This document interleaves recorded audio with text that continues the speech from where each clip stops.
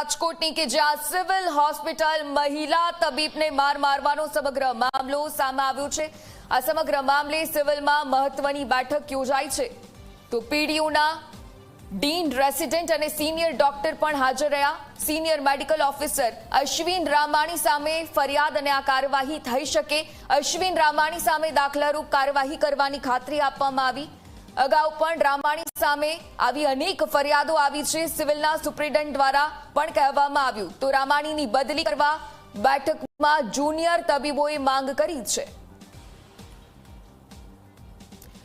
તો રાજકોટમાં civil hospital હંમેશા ચર્ચાનો વિષય રહેતી હોય છે ને એમાં પણ ડોક્ટર રામાણી અનેક વખત ચર્ચાસ્પદ રહ્યા છે। સિવિલ હોસ્પિટલમાં મહિલા તબીબને માર મારવાનો આ સમગ્ર મામલો સામે આવ્યો છે અને જેના કારણે હવે મહત્વની બેઠક પણ યોજાઈ। પીડીયુના ડીન રેસિડેન્ટ અને સિનિયર ડોક્ટર પણ હાજર રહ્યા।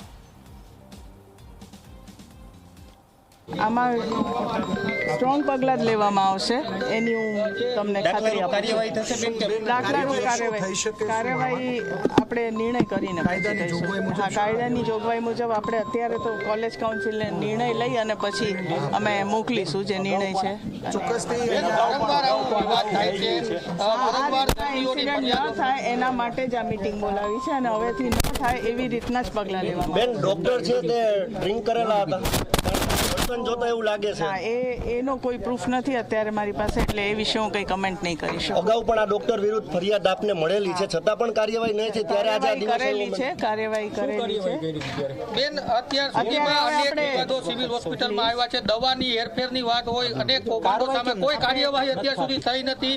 અનેક દર્દીઓની ફરિયાદ આવે છે ને પછી તમે કહો છો કે આ પ્રકારે ફરિયાદ આવી છે પરંતુ કાર્યવાહી કેમ નથી થતી? કાર્યવાહી કરવામાં જ આવે છે નિયમાનુસાર અને કાર્યવાહી કરીએ જ છે દર વખતે। જેની બી દરેક ઇન્સિડન્ટ થાય એનું આપણે નિર્ણય લઈએ છીએ તપાસ કરીએ છીએ અને નિર્ણય મુજબ કાર્યવાહી કરવામાં આવે છે। આમાં શું કાર્યવાહી થશે? અત્યારે કોલેજ કાઉન્સિલ નિર્ણય લે પછી કાર્યવાહી એક સાથ આ દીકરીએ ફરિયાદ કરેલી હતી અશ્વિન રામાણી વિરુદ્ધ તો ક્યારે કેમ પણ પગલાં લઈ અને આપણે મોકલેલું છે। મીડિયાના અહેવાલ બાદ જ ક્યાંક ને ક્યાંક તંત્ર જાગે છે એવું કેમ? મીડિયાના અહેવાલ વગર પણ આપણે કામ કરીએ એવું ક્યારેય નથી થયું બેન? ડિસમિસ કરાશે આ ડોક્ટરને રિપોર્ટ કરાશે આપણે અમને નિર્ણય લેવા દો એટલે અમે કરશું। મામલો જે હતો એ ગઈકાલે ચર્ચા થઈ ચૂકી છે। આજે જે માટે ભેગા થયા છે એ કામ પૂરું કરીએ એ વધારે ઇમ્પોર્ટન્ટ છે। Thank you so much. કોઈથી મને ભાઈ ડર નથી। લોકશાહીના દેશમાં છું, મને ભરોસો છે। બરાબર। તમે 2026માં ડોક્ટર વિરુદ્ધ ફરિયાદ કરી હતી કેમ કે આ ખૂબ જ ખરાબ વર્તન તમારી સાથે એક્સક્યુઝ મી।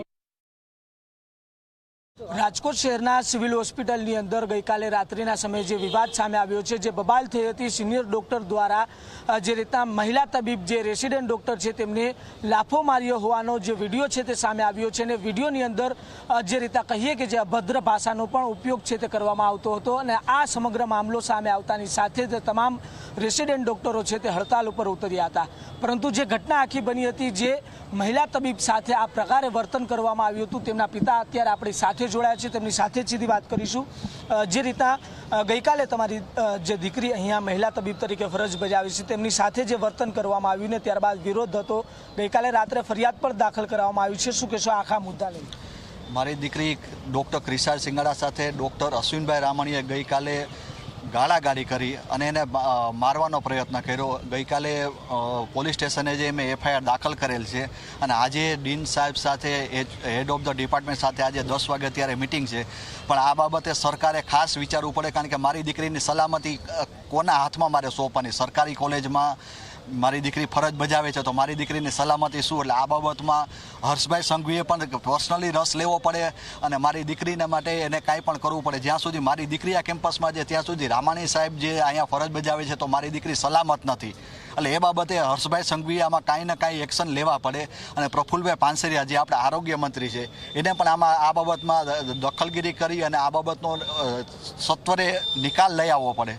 શું બાબત હતી કે આટલા જે ઉશ્કેરાઈ ગયા સિનિયર મેડિકલ ઓફિસર છે તેઓ અશ્વિન રામાણી, શું એટલી તો બાબતમાં ઉશ્કેરાય? એ દર્દીના બાબતે વાત કરવા ગયા હતા, કોઈ પર્સનલ બાબત નહોતી। મારી જે દીકરી જે છે એને દર્દી બાબતે વાત કરવા ગઈ હતી એ બાબતમાં ઉશ્કેરાઈ ગયા, બરોબર છે? તો આ રીતે તો ન જ હોવું જોઈએ. મારી દીકરીને ગાળો આપવી, મારી દીકરીને મારવું એ ખરેખર એક ક્ષમ્ય એનો અપરાધ નથી. મેં ગઈકાલે એફઆઈઆર દાખલ કરેલી છે અને આમાં ગુજરાત સરકારે ખાસ કરીને હર્ષભાઈ સંઘવી અને પ્રફુલભાઈ પાનસરિયાએ આ બાબતમાં દખલગીરી કરીને આનો નિકાલ લાવવો જોઈએ. અને રામાણી સાહેબ જ્યાં અશ્વિનીભાઈ રામાણી છે એની સાથે મારી દીકરી સર્વિસ કરે છે, તો મારી દીકરીની સલામતી નથી આજે.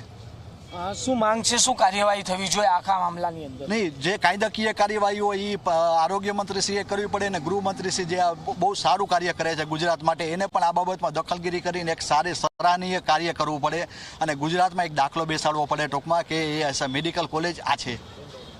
જી ચોક્કસથી જે રીતના જે મહિલા તબીબ હતા તેમના પિતા દ્વારા માંગ કરવામાં આવી છે કે કડકથી કડક કાર્યવાહી છે તે આ સિનિયર મેડિકલ ઓફિસર કે જેમના દ્વારા આ પ્રકારે વર્તન કરવામાં આવ્યું છે તેમની સામે કરવામાં આવીને ગઈકાલે રાત્રિના સમયે છે તે જે સિનિયર મેડિકલ ઓફિસર છે અશ્વિન રામાણી તેમના વિરુદ્ધ ફરિયાદ પણ દાખલ છે તે પ્રદ્યુમનનગર પોલીસ સ્ટેશનની અંદર કરવામાં આવી છે. કેમેરા પર્સન ઉદય પવાર સાથે સાહિલ સપ્પા, ઝી મીડિયા, રાજકોટ.